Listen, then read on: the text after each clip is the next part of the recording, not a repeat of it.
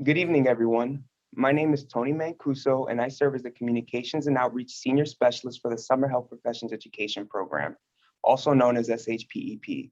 For those of you who are unaware, SHPEP is a free 6-week summer enrichment program for college, freshman, and sophomore students who are interested in the health professions. To learn more, please visit shpep.org. During tonight's session, please utilize the Q&A feature to ask any questions, and as always, SHPEP webinars are posted on our YouTube channel within a week of the live viewing. I'll now turn it over to Paige Pence, who serves as the Director of Student and Residency Affairs at the Association of Schools and Colleges of Optometry. Paige, please take it away. Sure. Good evening, everyone. We are excited to tell you all about the career of optometry. Here we have 5 fabulous faculty members from one of our schools at University of Alabama School of Optometry. We have Dr. Janine Sims, Dr. Alexia Vaughn, Dr. Keisha Elder, Dr. Keisha Brown, and last but not least, Dr. Gerald Simon. They're going to tell you all about the wonderful career and all the ways you can practice and how they're fulfilled in their everyday lives in this career. So at this point, I will send it over to Dr. Sims to learn all about Find Your Charge through a career in optometry. Greetings, everybody. I hope you had a great day today. I just got out of clinic, so hey, I'm very charged about optometry today. Oh, we had some interesting patients today. So, all right. Well, as Paige just said, I'm Dr. Janine Sims, and we're talking about the career path in optometry. And I know you all are thinking about health careers, but I just want to pose a question to you that my optometrist said to me long ago. Have you considered optometry? Well, we often talk about different types of eye doctors and the 3 O's in vision. So I just want to run through just some differences between what the 3 O's do. Well, as an optometrist, we examine eyes, we prescribe glasses, we diagnose and treat ocular diseases, and we perform minor surgical procedures. Because optometry is state legislated, we actually have to, the things you're able to do in terms of surgery are dictated by your state. So it's not like medicine where if you're allowed to do surgery, you can do it across all 50 states. So we are a legislated profession. It is a 4-year professional program, and your residency is optional. But here at UAB School of Optometry, we have lots of graduates who participate in the residency program. Opticians, our second O in vision, are involved in helping you with frame selection, taking measurements, and also making glasses. Here's just a picture of our optician at UAB, and this is the machine where he can cut the lenses to fit your particular frame. The third O in vision is the ophthalmologist. And this person is going to examine your eyes, treat ocular diseases, perform major and minor surgical procedures of the eye. And it is a 4-year professional program after your bachelor's, and a residency is required. And that is for your general ophthalmologist. So if you want to have a specialty, a retinal specialist, glaucoma specialist, things of that nature, you will have to do a fellowship after your residency. Optometrists help people to see better. That's what most people think about when they think of an OD. Yes, I'm nearsighted, I'm farsighted, I have astigmatism, and these are the glasses people. They help us see better with glasses. But optometrists also diagnose eye conditions and diseases. So we have a few things here. We've got a cataract up in the upper left. If we go across, we have someone who has glaucoma, then followed by a patient with macular degeneration. You may have noticed people with crossed eyes or strabismus. We diagnose those types of problems. And this beautiful blue picture with all this staining, this person has dry eyes. So we diagnose that quite a bit because especially now that everybody's been on the screens with Zooming and computer for school and work, you're using things a lot more and your eyes are drying out a little more.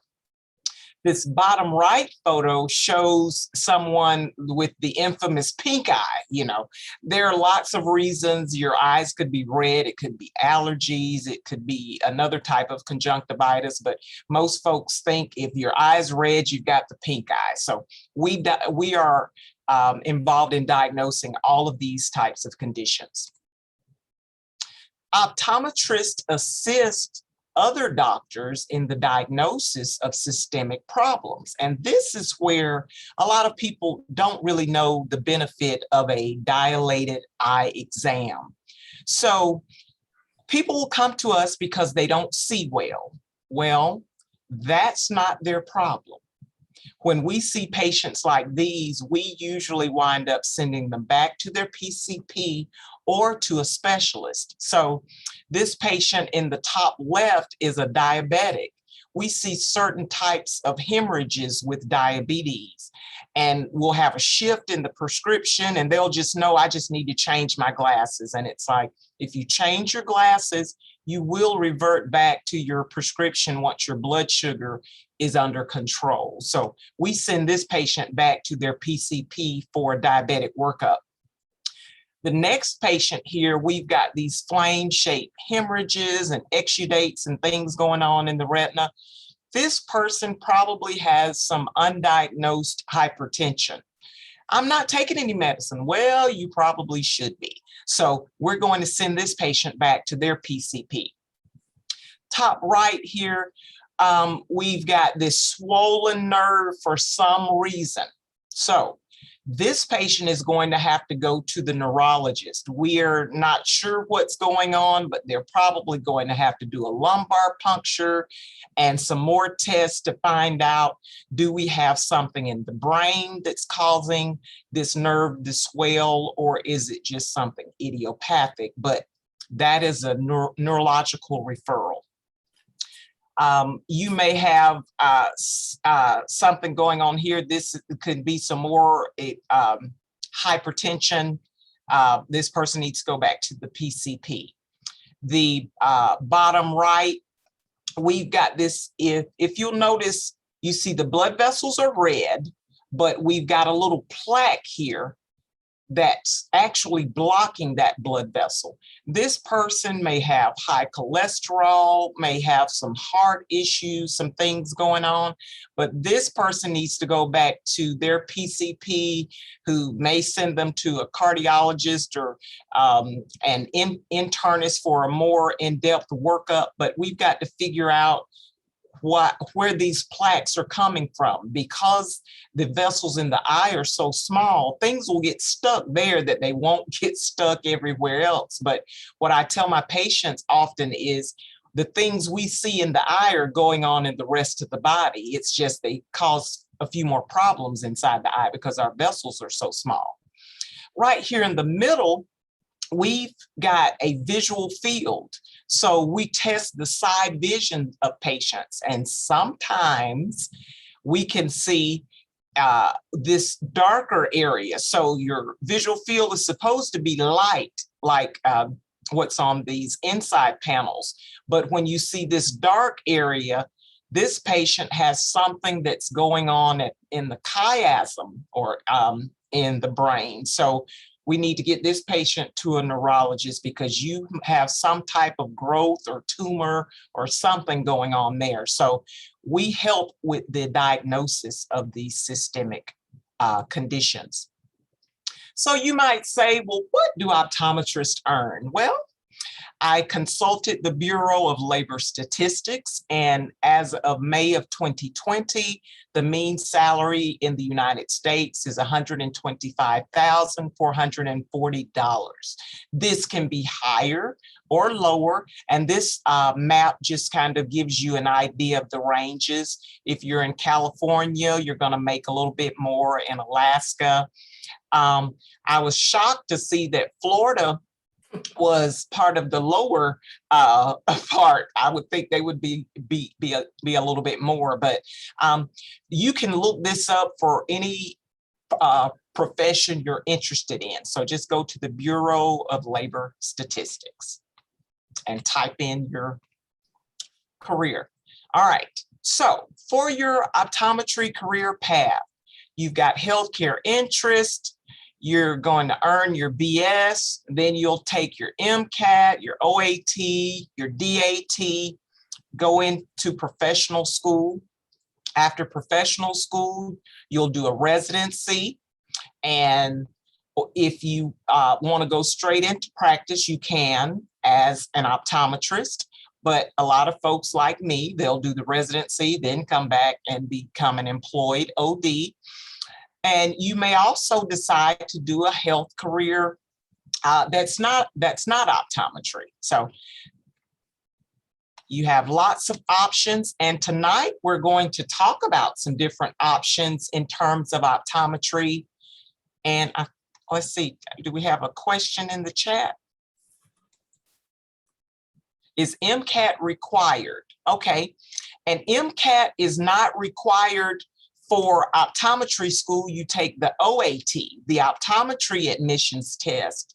But as of last year, Dr. Simon,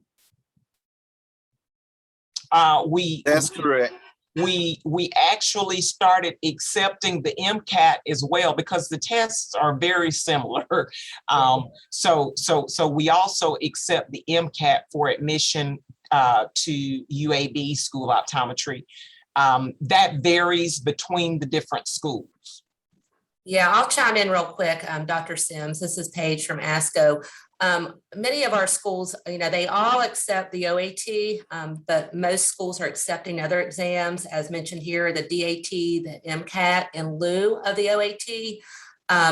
There are a lot of schools also accept the GRE as well. So the best resource is on the ASCO website, which we'll put in the chat here in a little bit, where you can kind of see what the requirements are for each of the schools and colleges of optometry, specifically when it comes to the standardized exam. Okay, the residency for optometry is 1 year. The residencies that you may do for medical school, those will be longer, but for optometry, it is 1 year. What's the difference between an MD and a DO? Now, a DO is a doctor of osteopathic medicine. So you learn, it's a different type of medical school. So you do things a little bit differently. We are ODs, Doctor of Optometry. How do we go about studying for the MCAT? That is something, some people will take the Kaplan courses.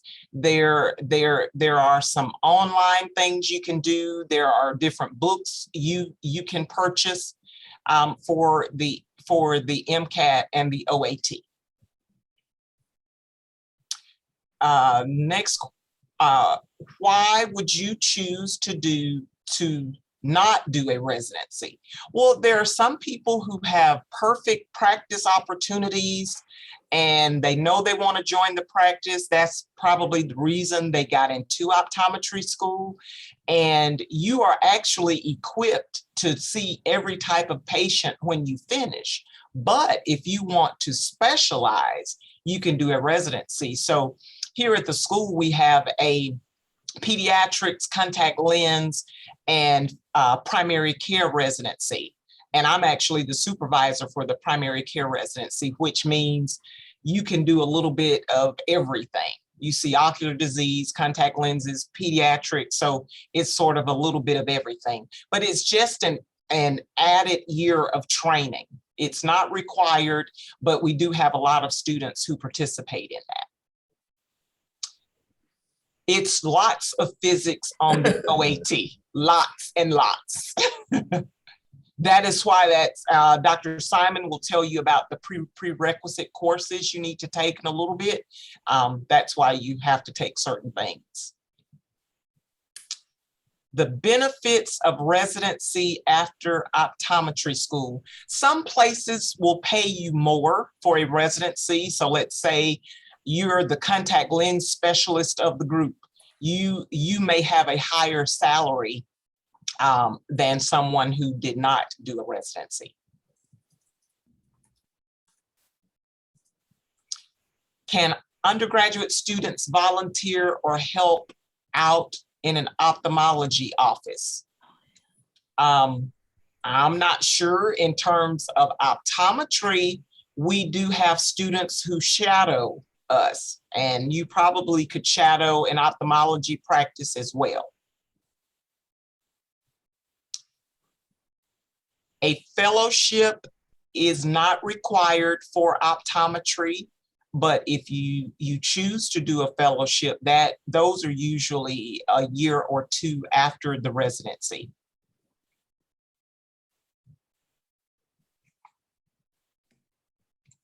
Did I answer? Okay, I think I answered the questions. All right. Okay, so let's, all right, move on to Dr. Vaughn. Okay, thank you, Dr. Sims. I'm Dr. Alexia Vaughn, and so I'm going to talk about the modality of private practice. So I am a UAB School of Optometry 2005 graduate. When I was there, I did a dual degree program. So I did my Doctor of Optometry and I did a Master's of Science in Vision Science, because when I came out, I also wanted to teach also. So one thing that I do like about optometry is there are so many things that you can do, and you don't have to just say you just want to do one. So I'm private practice. The name of my practice is called Advanced Eye Care. We focus on a healthy focus. My specialty, I really like the systemic aspect about diagnosing eye conditions, like what Dr. Sims was talking about before. I focus a lot on preventative care, especially for people with diabetes. So one thing that I really like to focus on is diabetic education. So, which is why over here, this is called, this is more like my personal brand, Dr. Alexia Vaughn, eye health specialist. So I like to give tips on social media about if you take care of your whole body, and then we can also take care of your eyes. So one, if we want to prevent blindness from diabetes, then we have to prevent diabetes. Yes. Next slide, please.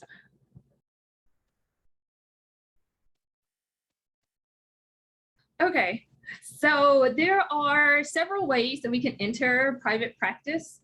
One, when you graduate, you can just start a practice cold. You have no patients and you research, you do all your market research and decide, hey, I want to start a practice in XYZ town. You can end up buying a practice, which is what I ended up doing, buying a private practice after I graduated. When you're in private practice, you can practice solo, practice by yourself. You can practice with a group, practice with some other doctors. You can practice kind of independent. You're in the same office, but then you share the overhead expenses. So you share rent, you share utilities, but everyone is kind of their own separate person. So of course, there are pros and there are cons. What attracted me to private practice is I like to do what I want to do when I want to do it, and I like control over everything, okay? So I'm that control person. So I have autonomy over absolutely everything I do, how I practice, how I see patients, how I run my business. One of the cons, I own the private practice. So So it's kind of different, like if you're going to own or if you just want to work in a private practice. So one of the things about owning, of course, one of the cons, I don't have a day off. So I'm kind of always on. But it's kind of a misnomer because I just said I have autonomy over everything. So I could take a day off whenever I wanted to. That's what I used to think. But there is always something to do. So if you have any questions about private practice, you can find me social media. Also, you can look me up at Advanced Eye Care. You can look me up, Dr. Alexia Vaughn. Feel free to send me messages. I'm private practice, but I'm also part-time faculty at UAB. So these are all of my colleagues. One thing that I like about private practice too also is there are also research opportunities within your practice. So I like all three. I like private, I like teaching, and I like to do research. And she also went back after she graduated and got her MBA from UAB, so she could better run her business. Yes. And that's the aspect that I really love. I like the business part.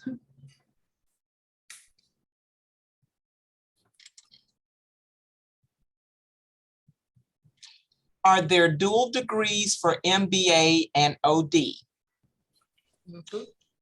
Yes, there are. We started, Dr. Simon, about 6 years ago. Is that about right? I'd say 4. 4? About 4, yes.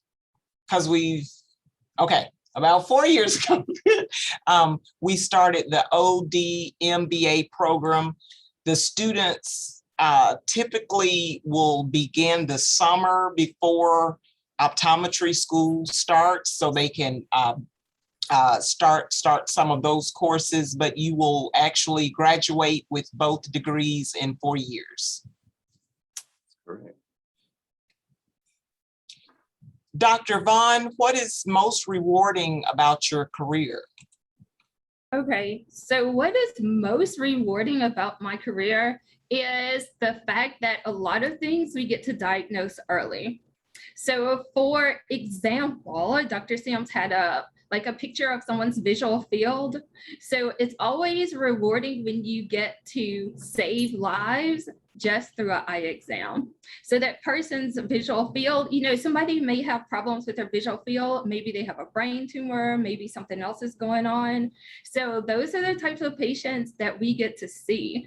So a lot of times we are saving lives. We get to help. The part that I like is I get to help educate people to, lead, how can we lead healthier lifestyles? So that's the part that I really like.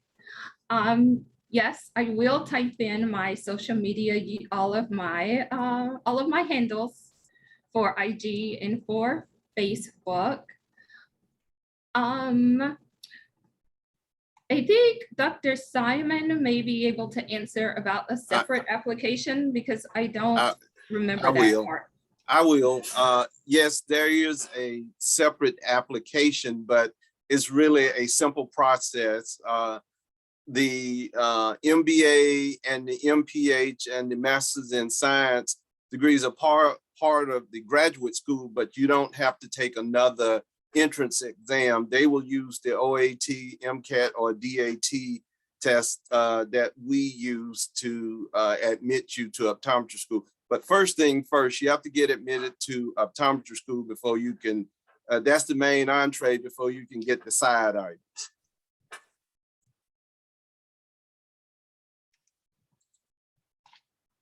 Okay. Next up, we have Dr. Keisha Elder, who will tell us a little bit about military optometry. Hi, good afternoon, everyone. As Dr. Janine said, I am Dr. Keisha Elder. I am a 1998 graduate of the UAB School of Optometry.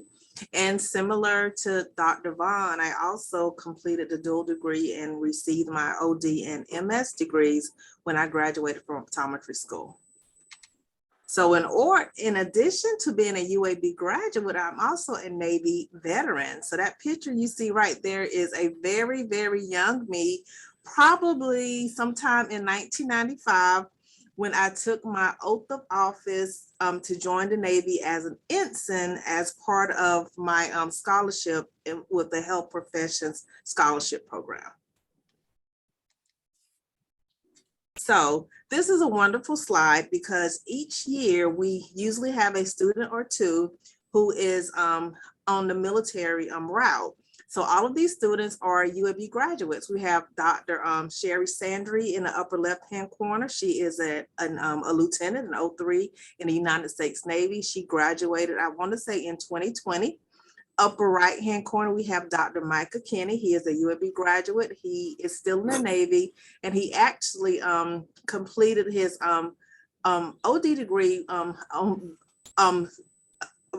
the Navy, but also went back and completed a PhD while he was in the Navy. So he's got his OD degree, his Doctor of Optometry degree, as well as his PhD in vision science while being in the United States Navy. Bottom left-hand corner, she is in Army, right? Yes. Shannon, Shannon. Kurtzler? Mhm. Graduated in 2019, I believe. She's in the United States Army. And then that's the bottom left-hand corner, and bottom right corner, that is Dr. Kayla Vickers. She graduated, gosh, back in maybe 2011 or so, somewhere around there, 2010, 2011. And she took a little bit different route. She didn't actually have a military scholarship, but she actually was part of the loan repayment program. And Dr. Vickers is still in the Army, and she has completed a residency while being in the Army, while getting Army pay. She completed her MBA while in the Army, getting her Army pay as an optometrist, and now she's actually doing another degree program. I don't even know which one this is, all while in the Army, getting Army pay and furthering her career.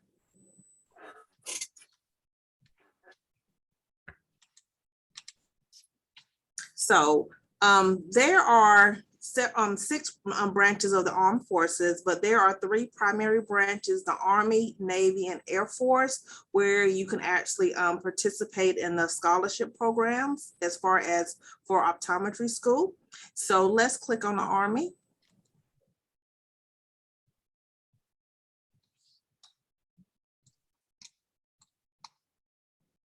We're trying to do the live link. I've got to share another screen. Oh, my apologies. So, and one thing while Dr. Sims is getting that up, the Army, Navy, and Air Force all have programs that are very similar, but they can be a little bit different.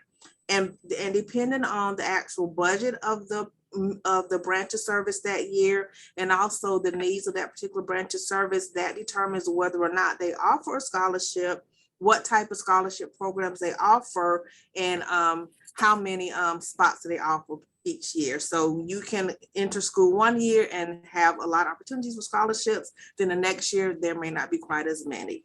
So if you go down just a little bit at the bottom of that screen, so that just kind of shows you the benefits for this particular HPSP Health Profession Scholarship Program. Full tuition, usually between 2 and 4 years, depending on the length of your scholarship. Books, equipment, and fees they pay for or they reimburse you. A monthly stipend is usually around over $2,000 a month now. You may get a sign-on bonus depending on the branch of service that you're going into. You get officer pay while you're on school break. So you get your stipend during the school year, but when you're on break and you're on active duty, because you're not really on active duty at that time, you actually get officer's pay during that time. And you get and when you are on your officer pay, you also get a monthly allowance for food and housing, which is really cool. So that is the Army. And let's go back to our Navy link.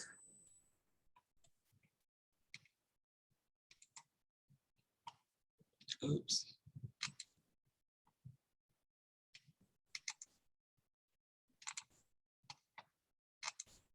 Okay. And so right now on the Navy website, there are several different military scholarships through the Navy. They have your health profession scholarship. If you scroll down a little bit and under specialized programs, and then shows that whole screen go up a little bit. And this has your different Navy scholarships. You have your health profession scholarships, which is very similar to what we just saw with the Army. You have your health services collegiate program, which is a little bit different, but also pays for school. And then you have your financial assistance program with the Navy. So a little bit different, but very similar programs based on the branch of service. And then the last one is the Air Force.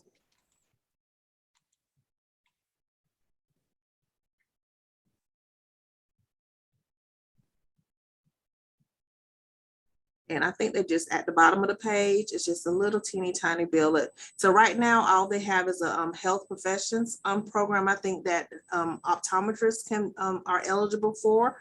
And this similar scholarship to the health profession scholarship that we spoke with the Army and the Navy. So if you go on the medical websites for each of these branches of service, you can find information about their different scholarship programs. We can go back to the PowerPoint. And so one of the best things, if you actually are able to get one of the scholarships, especially like the health profession scholarship, that's really one of the best ones that pays you your tuition, reimburses you for books and equipment, and you get a monthly stipend.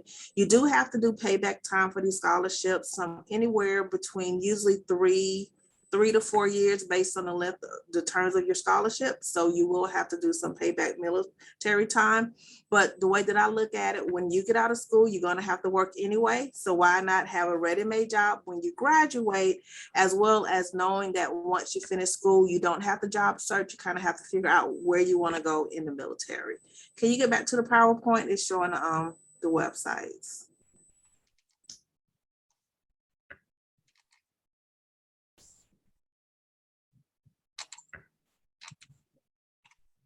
And then you can go to the next page. We talked about that. And then this is just basically how do you go through the process. With all of them, they're very similar. You have to either find your local recruiter for the branch of service that you're interested in, or find a medical recruiter for that branch of service, and you get in touch with them and they will actually help walk you through the scholarship application process. If and many of them actually require that you already be accepted into a school. So if you want to get into a scholarship that maybe pays for 4 years of school, you want to go through the scholarship application process prior to starting optometry school. And we can go to the next slide. And the last thing I'll talk about, why military. Leadership development is awesome. I mean, you learn a lot about yourself and how to become a great leader while being in the military. I would not be the same person that I am today if I did not have my military service. You do your service to your country. You know, there's just no way to monetize how much that means to people. So that's just a wonderful benefit. You have guaranteed job after graduation. You have your education benefits. Not only did I get my school paid for, so I had a 3-year scholarship, so I only had to repay my first year of loans from the optometry school. So that put me in a really good position financially. But I also was eligible for the GI Bill, you know, because I was an active duty military person. And I'm also able to utilize the VA housing benefits because I'm a Navy veteran. You get advanced specialty training. We talked about you can go into the get a residency when you're in the military. You can go back and get further degrees while you're in the military. So there are just a lot of great benefits. You get a lot of paid leave and vacation, great travel, housing allowance, great healthcare and dental care. It is a really great option. And if you're interested in going into professional school, but really concerned about the way that you're going to finance it, going into the military is a great way to finance your education, but also it may be the key to your career. And that's all that I have. Okay, are there any questions for Dr. Elder regarding the military? So do you travel to serve Army? Yeah, it really kind of just depends on the branch of service. Sometimes, most of the time when you're an optometrist, especially with one of your first duty stations, you're going to be assigned to a clinic, typically stateside, but sometimes overseas. So you may do some traveling with respect to your primary duty station, but generally, especially for your first appointment, you will be working in the clinic.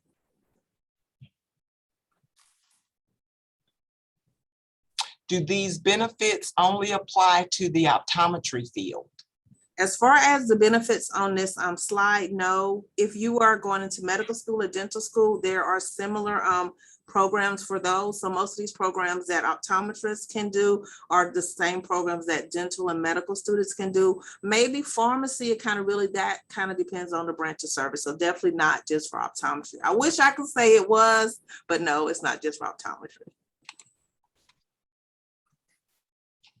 All right. Definitely a health requirement in the military.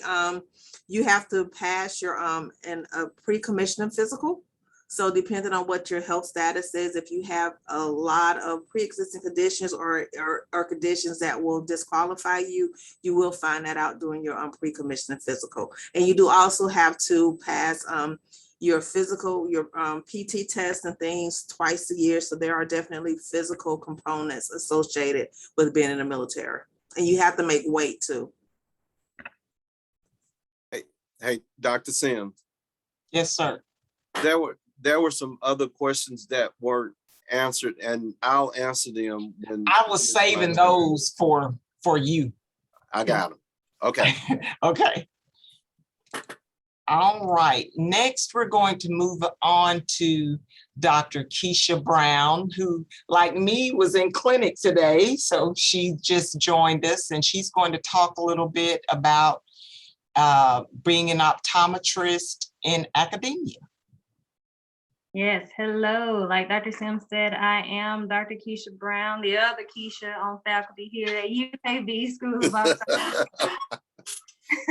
I am from Jackson, Mississippi, school at Jackson State University, and took more of the non-traditional route to optometry school, meaning I sat out for about 7 years after my undergraduate education before starting that professional school training.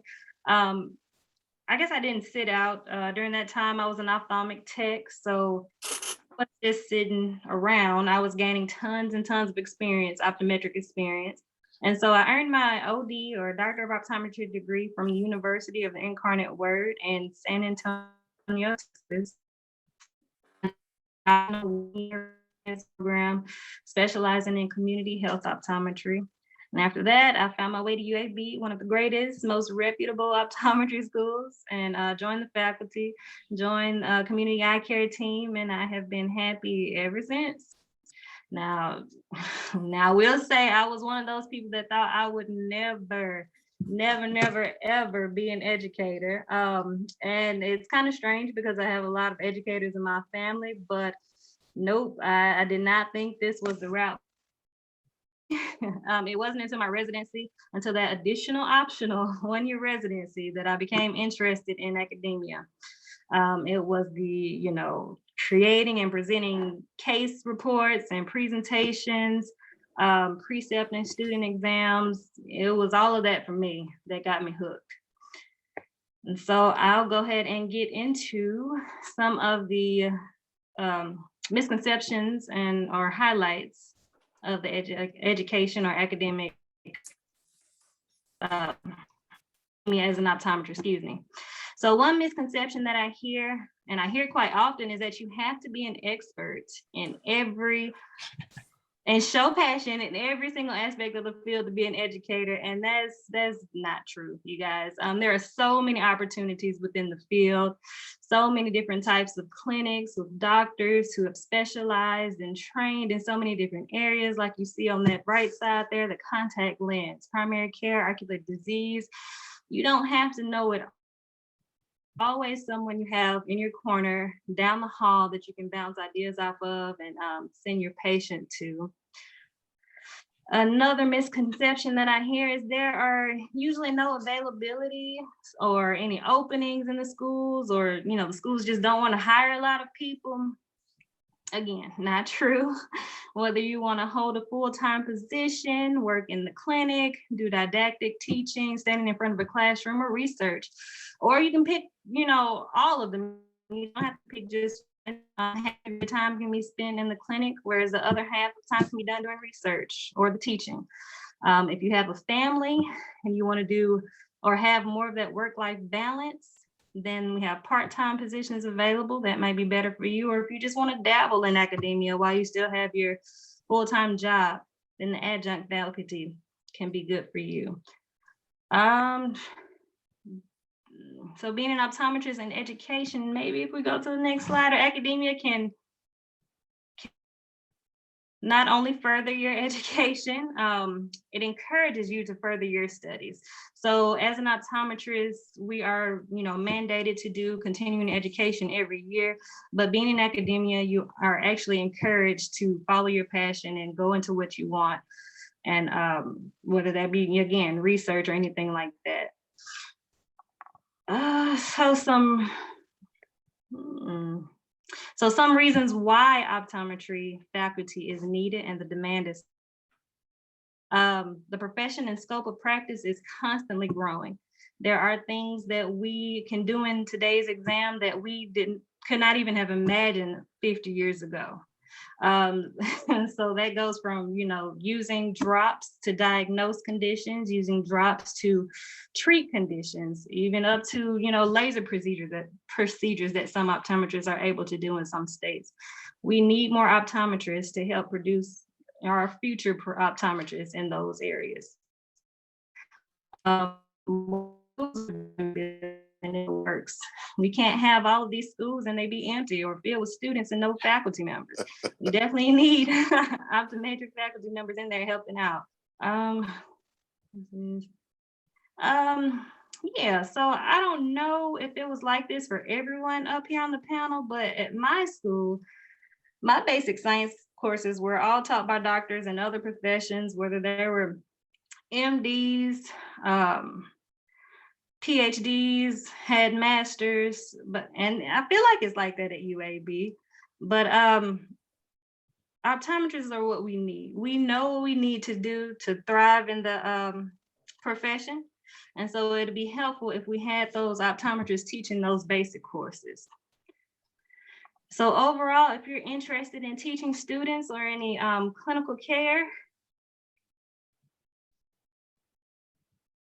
then yes, optometry faculty may be a choice. You choose your own path, follow your interests.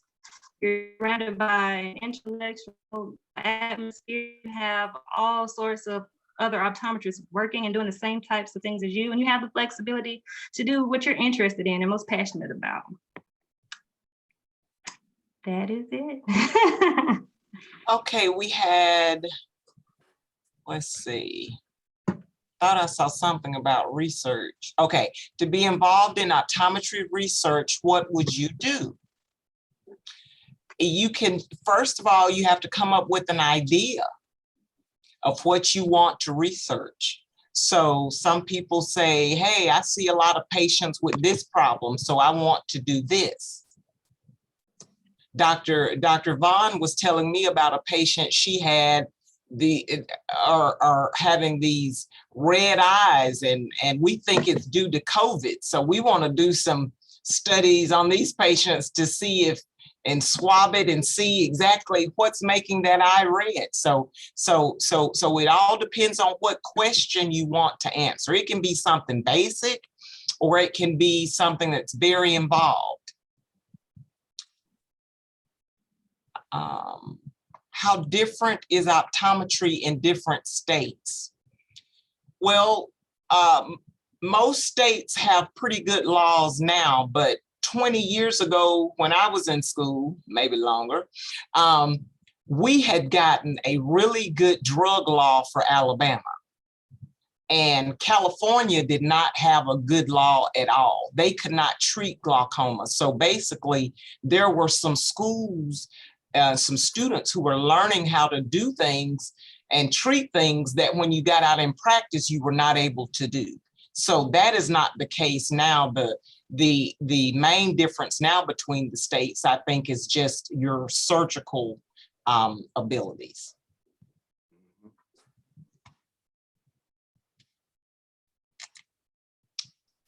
If you get a degree at UAB, but you live in, is this new NYS, is that New York State? Okay, do you have the option to get your license under New York State? Yes. Once you get your optometry degree, you can go and practice wherever you like.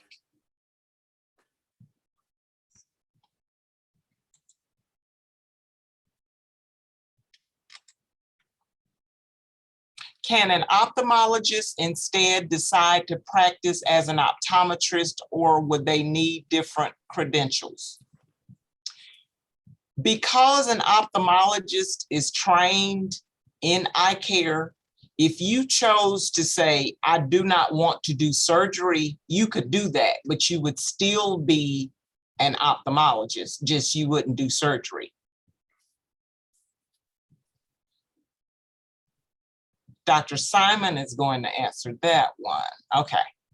All right. Any other questions for Dr. Brown regarding being a faculty member?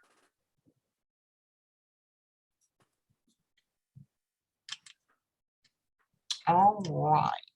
Well, next we have, last but not least, Dr. Gerald Simon. Talk a little bit about admissions. Good evening, everyone. The SHPEP alums and the pre-health advisors. I'm Dr. Gerald Simon. I'm the Associate Dean of Student Affairs, which includes all of admissions and recruitment. I noticed my colleagues said what year they graduated in. I guess I'm the elder statesman, so I'll make a play on the title, Find the Charge in Optometry. So my charge started in 1985, and so I must have one of those Energized Bunny batteries because it's still going. So anyway, greetings. So let's talk about admissions. There are 23 optometry schools, and they all have some similarities. Some are state schools, which are like our school, UAB. It is integrated into a large university, including medicine, dentistry, and all of the other health professions. Then there are other schools that are standalone private schools. And,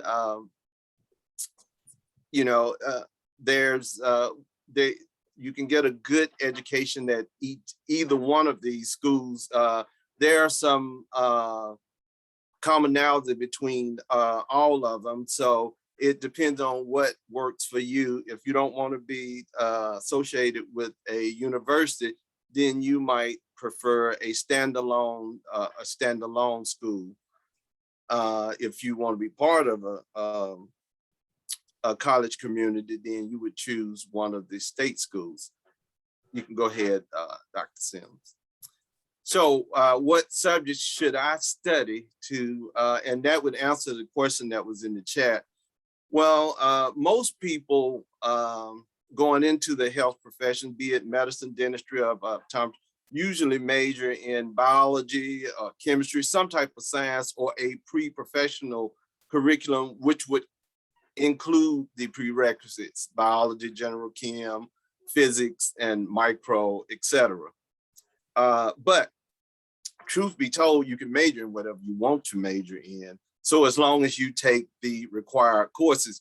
Like me, I didn't like biology enough to be a biology major.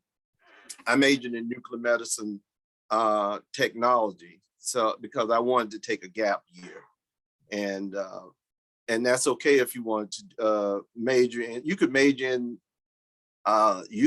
square dance or anything, long as you take the required courses. So I say major in what you want to major in. But I will say this: the science majors appear to have a higher learning curve, a quicker learning curve than those that don't major in science course. And if you choose to do it that way, you need to take some extra science courses that are not required. For example, physiology, human anatomy, histology, or other upper level science courses, because it will put you on the same learning curve as the other students. Next slide. As I stated before, the prerequisites are pretty much the same for all of the pre-professional schools. Someone mentioned about physics. Yes, you need physics because we're in the physics business. Optics is physics. So that's really important. All the rest of them are pretty much the same: biology, micro, gen chem, organic chemistry, and biochemistry. I will say for the biochemistry, most schools will substitute biochemistry for molecular biology or cellular biology. At our school, for example, for micro, we'll substitute that with bacterial cytology or virology. So you just need to check on each school's website because each school is a little different. You can go to the next. So what can I do now? The big elephant in the room is your GPA. Each school will require a minimum GPA in order to receive an interview. At UAB, for example, you have to have at least a 3.0 overall and a 3.0 in science. And you can't shoot for the minimum because you got to remember you are competing with your peers. So if we had a pool that was much higher than the minimum, you could get left out still. So you don't want to just shoot for the minimum. And on our website, you won't see a GPA, average GPA, because that's misleading. What you would see is a range, and the range at most schools go from 3.0 to 4.0. So that way you can see where you fit in. Let's see. Yeah, you should get help through tutoring. What about shadowing? Shadowing has been tough these last 2 years because of COVID, and all the schools have agreed to be a little flexible on shadowing. And the big purpose of shadowing is to make sure you know what you're getting into. You can't say you want to be an OD if you don't know what an optometrist is. And the best way to know what we do is to sit there and observe in a optometric practice or at a school of optometry. The average required shadowing has been 40 hours, but like I said, all schools have agreed to be a little flexible on the shadowing on the shadowing experience. What other activities? We like to say we want a person that's well-rounded, and other activities can be any kind of activity. You could be in a sorority, a fraternity, you could be a student athlete, you could have been president of the SGA, you could do church work, any type of civic work, all of that counts. And there's no one set type of activities that we're looking for. If you worked 40 hours while you were in school, that's your activity. If you're married while you're in school, that's your activity. Yes, you can volunteer with ODs. Like I said, there are just any number of activities. We just want to see if you can multitask. We can go to the next one. You've got a few questions. What do you look for in optometry school applicants? Well, there again, you have to be able to be successful in the curriculum. So of course we look at strong GPA, especially strong science GPA. Then there again, we look at the entrance test, the OAT, and different schools require a different score on the OAT. At UAB, we like to see an academic average of at least 300 because that's the minimum, that's the national average. On the total science, most schools like to see at least 300, well, maybe 290, but 300 is preferred. See, I wrote down. What are the pros and cons of taking a gap year or two? And do you have to do optometry related work during that time? That's an excellent question. Like I said, I took a gap year. I took a gap year because of what I majored in, and it was for financial reasons because I had a great job when I got out of school in nuclear medicine, and I got to save a lot of money. As a matter of fact, I didn't have to borrow money until the end of my third year. So all gap years are not equal. If you're taking a gap year because you just want to rest, that's not a good thing. You don't have to work in optometry, but it would be helpful for you when you get in school if you worked in an optometrist's office. It just depends on the reason why you want to take a gap year. When I took a gap year, I was still taking classes because I wanted my mind to still be in the school mode.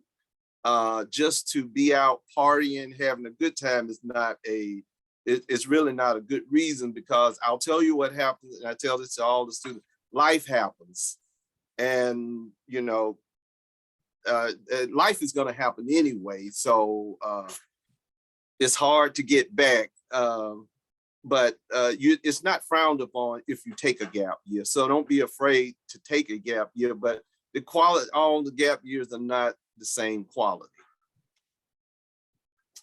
So let's see, when you have your license, could you practice in a different country as an optometrist, or does it depend on their requirements? No, optometry in abroad is not the same as optometry here.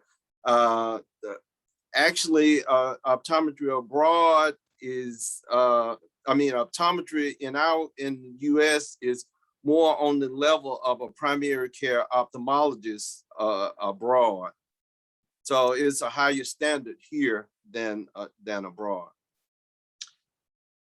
Our physics class at this university is only worth 3 hours, even though they include a lab. Does this matter, or do you have to take 2 semesters worth?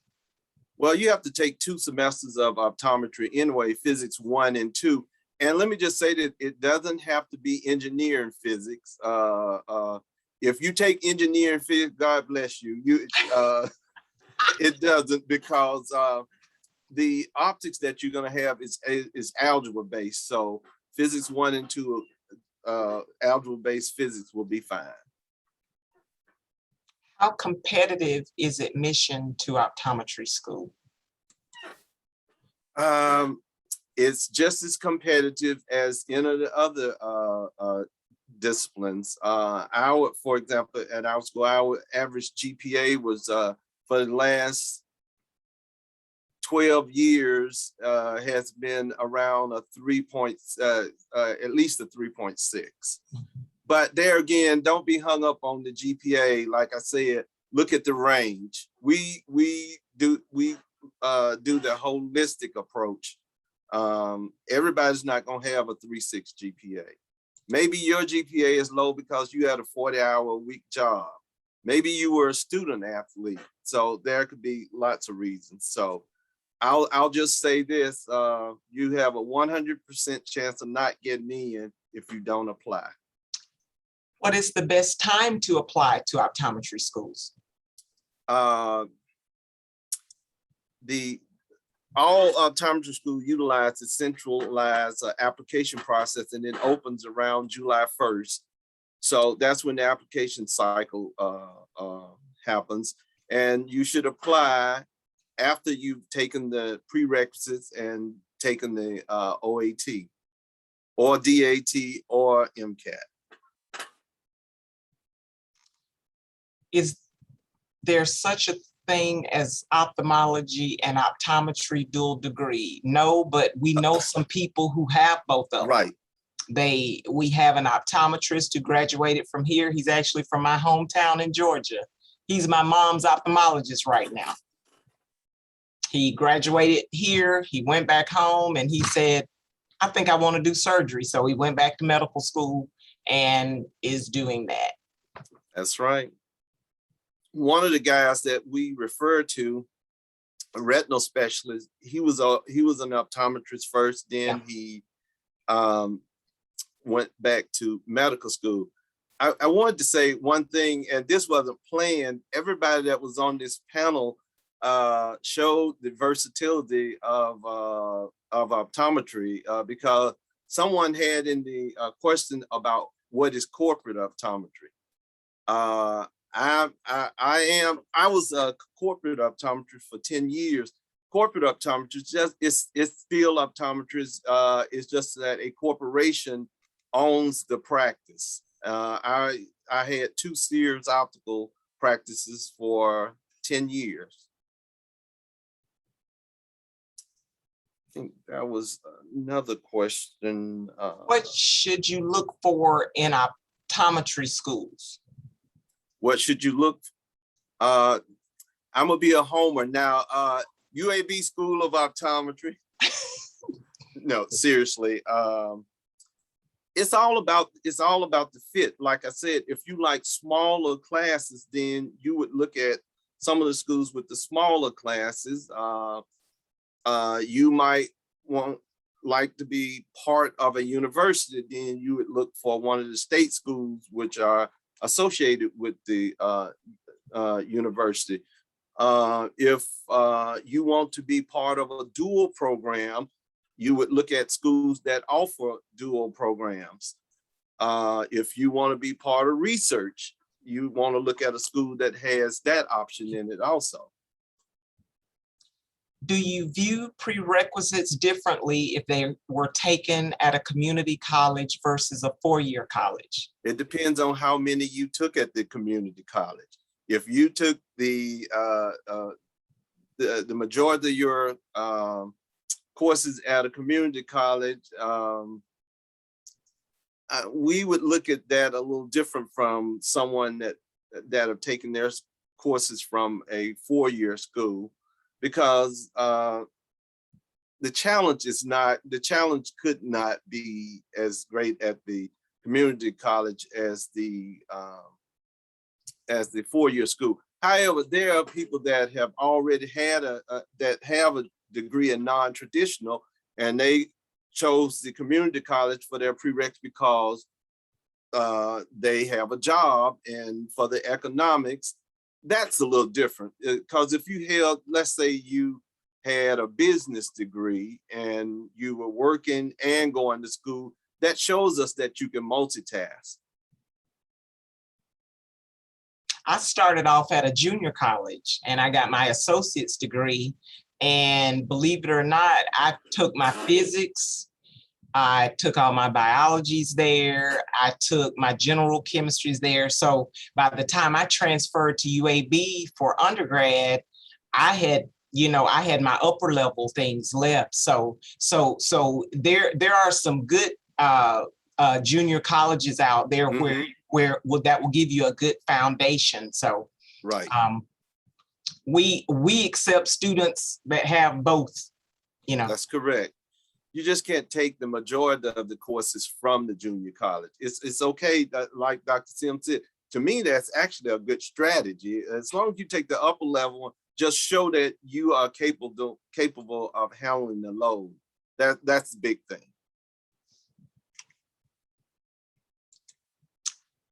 Is being a part-time student frowned upon? that depends on why you're a part-time student. If you're a part-time student just to take 2 courses so that you can get 2 A's, that's different from a full-time student. If you're a part-time student because you have a 40-hour-a-week job, that's a different thing. Is there any way that helps us financially in graduate school other than taking out loans? Yes, most optometry schools have scholarships, but of course the scholarships are merit-based, and they go to the students that have the highest credentials. I know most people don't want to borrow, go to school on loans, but you have to ask yourself, and I always tell them, how much are you worth? You're making a long-term investment. Like I said, I got my charge in '85, and so that make me been in the game 36 years, and I still got tread on the tire. So if you can do it that way, you can pay the loan. You can pay off your investment.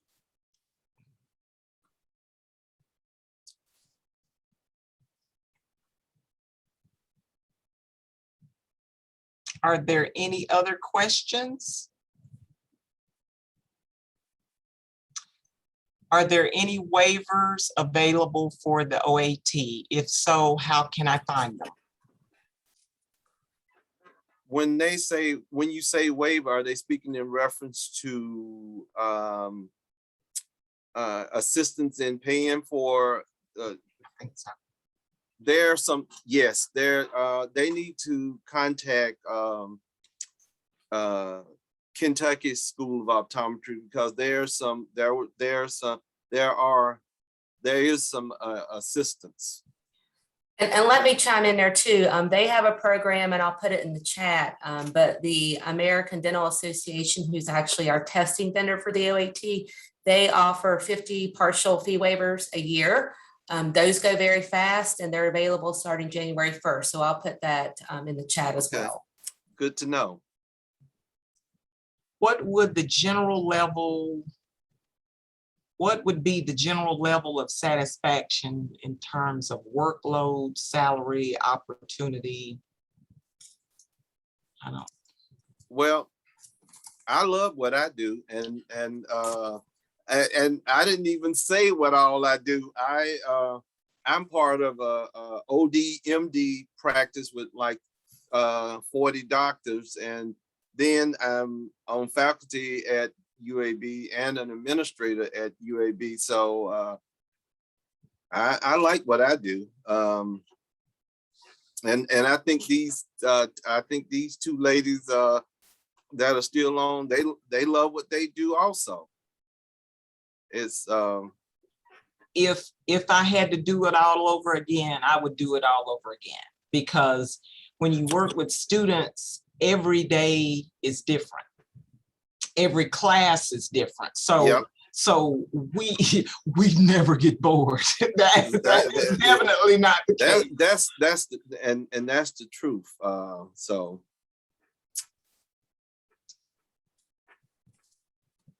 What often sets a competitive applicant apart from those who might not get accepted into the optometry program? Well, I know we hate to keep saying this, but your credentials, your GPA, your OAT score, your shadowing experience, your interview. And we didn't even mention the interview. It's critical. That's the time where you get to brag about yourself and show your communication skills. That's how you set yourself apart from the other applicants. If you haven't done a mock interview, I would suggest you try it because it gives you just an opportunity to come up with some potential answers. If you're a part of a pre-optometry or pre-dental or pre-medical club, you guys need to do some mock interviews. So it won't be the first time answering questions when you arrive at your interview. Where can we find books to help study for the OAT? All day long on Amazon. If you Google OAT study guides, there's a plethora of them. There's one by Kaplan. But I think there are lots of them. Yeah, the Princeton Review, Crack the OAT, OAT Destroyer, Chance Video. You can take a Kaplan's course. Don't forget your school notes. And the thing about being successful on the OAT, it's just like Stanley Kaplan that created the Kaplan course. He said the more times you take the test, the better you get at. It's like taking the ACT. The more times you take it, the better you should get. So you should really, really take those practice tests. One more thing there, I can practice the DAT for the OAT. Well, you can. They're kind of vice versa. The only difference in the DAT and the OAT is the OAT has physics on it and the DAT has perception on it. And actually, I've been told by my students that the DAT has better, study guide has better biology in it than the OAT.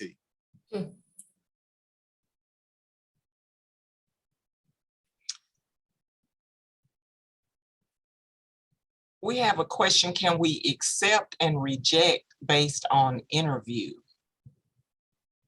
Do you mean, can a bad interview cause you not to be admitted? Is that your question? Sometimes people look great on paper, and this was probably about 15 years ago. Dr. Simon will probably remember. We had a gentleman who he just had an awful interview and he didn't know it was bad, but it just was not a good interview. And according to the numbers, he actually met our requirements, but it just was not a good interview. So we didn't think it would be a good fit for. That's right.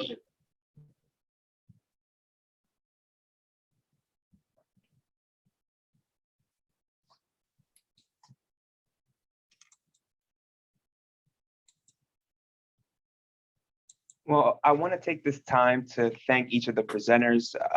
Each of you were amazing. And honestly, I think I speak for the audience when I say I learned so much. For everyone and all attendees, as a reminder, SHPEP webinars are posted on our YouTube channel within a week of the live viewing.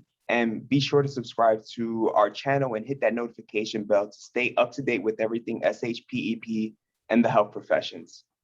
Have a good evening, everyone. Thanks, Tony, for the opportunity. Thank Thanks, you. everyone. Bye, Paige.